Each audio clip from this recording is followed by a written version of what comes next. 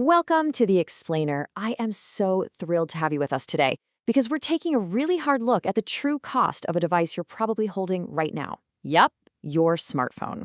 But hey, we aren't geeking out over processors or camera lenses today. Instead, we're investigating the hidden financial mechanisms behind the whole mobile device ecosystem. We're going to decode the fine print, follow the money, and reveal exactly what you're actually paying for when you sign on that dotted line.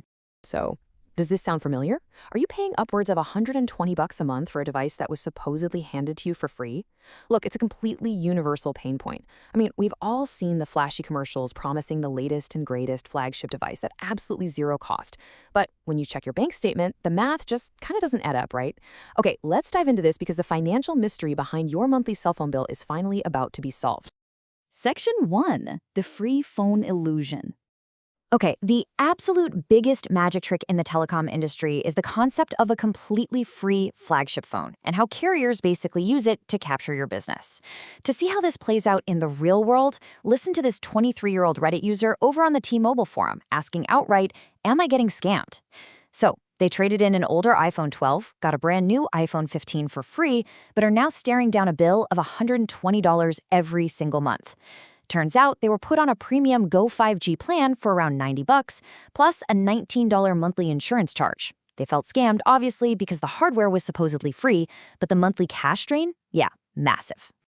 And this perfectly builds on another user's experience over on the AT&T subreddit who actually hit the nail on the head regarding the hidden mechanism driving this whole illusion: bill credits. When you get a free $1,000 phone, the carrier isn't just handing you a device. No way. They're slicing that $1,000 up into tiny microcredits spread out over 35 or 36 months. If you try to jump ship for a cheaper provider before those 3 years are up, well, you forfeit the remaining credits and immediately owe the entire balance of the phone. You're effectively locked in, paying premium service rates just to keep your free device. So what is the alternative to those crazy premium rates? Enter the MVNO, or Mobile Virtual Network Operator. Companies like Mint Mobile, Visible, or Consumer Cellular, they don't own giant cell towers. Instead, they rent access from the big three carriers and resell it to you. You see, major carriers have massive retail footprints and crazy infrastructure to maintain, so they charge you $75 to $85 a month for a single unlimited line. MVNOs strip away all that overhead, offering you the exact same network coverage for roughly $25 to $45 a month. It's a real game changer. And this brilliantly illustrates the true cost we've been talking about. Let's do some quick napkin math provided by Android Authority and Goji Mobile. If you take the bait and grab a free iPhone 16 on a Verizon 36-month plan, you're going to spend around $3,240 over 3 years. But if you buy that exact same phone unlocked at full retail price and bring it to an MVNO like Visible for $25 a month, your total 3-year cost drops to roughly $1,625. By buying the phone outright and avoiding the free promotion, you save a staggering $1,615. Seriously, let that sink in. Moving on to Section 2, financing and false alarms. Now, because this ecosystem is so lucrative and involves so much consumer debt, it is heavily scrutinized by government watchdogs. But here's the thing, not every regulatory accusation actually sticks. Take Snap Finance, a major consumer financing company. Back in July 2023, the Consumer Financial Protection Bureau filed a massive lawsuit against Snap, basically accusing them of illegally luring Americans into expensive financing and predatory lending. It made huge headlines. But then, by May 2025, the CFPB voluntarily dismissed the entire action with prejudice. Now, we aren't taking any sides here, but it is absolutely crucial to note that while watchdogs are fiercely monitoring this space, this dismissal really demonstrates that not every accusation in this industry holds up in court. The legal landscape is incredibly complex. Section 3. The cloud storage trap.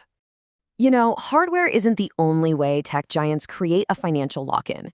Once you actually have the phone, the ecosystem itself can drain your wallet long after your initial purchase. Just consider this massive number for a second. 3 billion British pounds. That's roughly 4 billion US dollars. It represents a colossal class action lawsuit filed in the UK by a consumer advocacy group known as Which against Apple.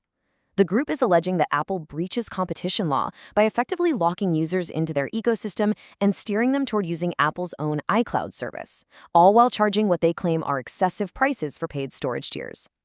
Now, for the record, Apple firmly rejects these claims, insisting their practices are not anti-competitive at all and they plan to vigorously defend themselves. But If this proceeds to trial in 2028 and the tech giant actually loses, the payout could be massive. If you lived in the UK, got iCloud services on an iOS device, and were active anytime between November 2018 and June 2026, you're automatically included, which estimates that around 40 million consumers could be eligible, potentially putting £77 back into the pockets of everyday users. It perfectly highlights how ongoing digital storage is just a massive piece of the smartphone cost puzzle. All right, Section 4. Updates and insurance fraud. Aside from your phone plan and cloud storage, we really have to look at the bizarre and honestly sometimes blatantly criminal ways maintaining your hardware drives up costs for everyone. Take a very real technical risk highlighted by tech reviewer Anil Tech, who recently issued a stark warning regarding the necessary update myth. When manufacturers push massive software updates, we're talking sometimes up to 1.5 gigabytes in size, poorly optimized code can actually cause severe overheating. In select smartphone models, these major updates have been directly linked to automatic display damage and even complete motherboard failures. So suddenly, a free software update forces you into an incredibly expensive visit to the service center. Crazy, right? And if your phone breaks, you just rely on insurance, right? Well, chew on this number, $1.6 million. This represents a massive cell phone insurance fraud case successfully prosecuted by the Department of Justice, totally exposing a dark criminal underworld operating right alongside the mobile ecosystem. So the crucial point is understanding exactly how this scheme worked.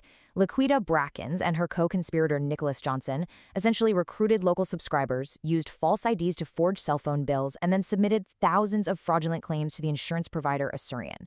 They acquired over 2,900 replacement phones worth over $1.6 million and then sold them on the black market to electronics wholesalers.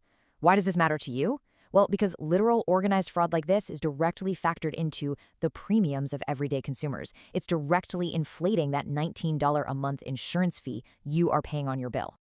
We've unpacked the bill credits, the MVNO alternatives, the sneaky ecosystem traps, and even the criminal fraud inflating your premiums.